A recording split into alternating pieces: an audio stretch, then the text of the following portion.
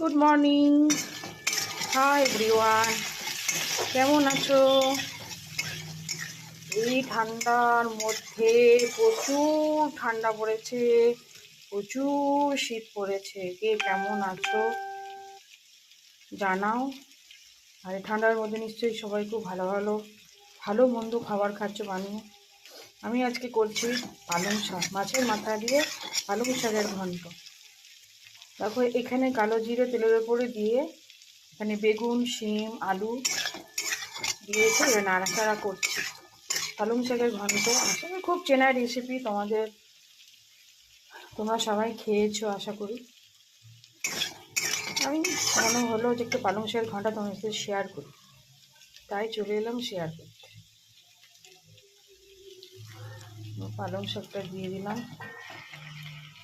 সব অনেকটাই আছে।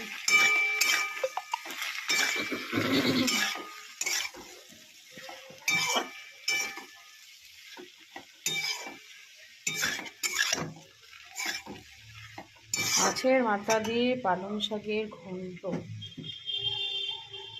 খেতে কিন্তু খুব সুন্দর হয়, ঠিকঠাক রান্না করতে পারলে খুব ভালো হয় খেতে।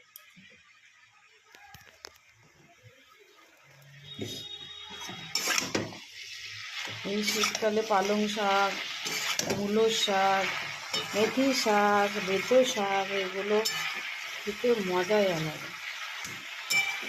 শীতকালে সবজি খাওয়ার মজাটাই আলাদা, ভ্যারাইটিস টাইপের সবজি পাওয়া যায় এখন। এই সব সবজি দিয়ে খিচুড়ি হেভি লাগে, দারুণ লাগে, দারুণ। তোমার ঠান্ডায় কে কেমন আছো গো? প্রচুর ঠান্ডা পড়েছে, আজকে সকালে আরও বেশি ঠান্ডা পড়েছে।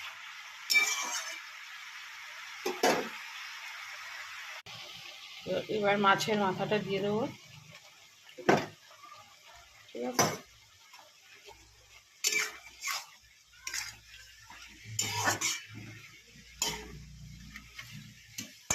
মাছের মাথাটা দিয়ে দিলাম, এবার একটু ঢাকা দিয়ে দেবো।